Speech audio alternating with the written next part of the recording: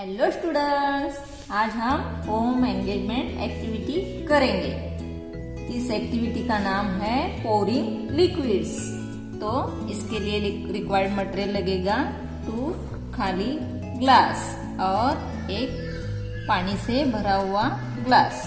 देखो बच्चों, ये पानी से भरा हुआ जो ग्लास है ना, इसे ऐसे पकड़ के इस ग्लास में ऐसे पानी डालना है, बिना गिराते हुए ध्यान से डालना है।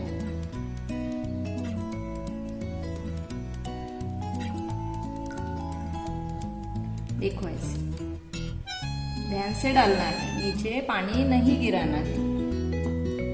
फिर से यही ग्लास लेके इस ग्लास में डालना है।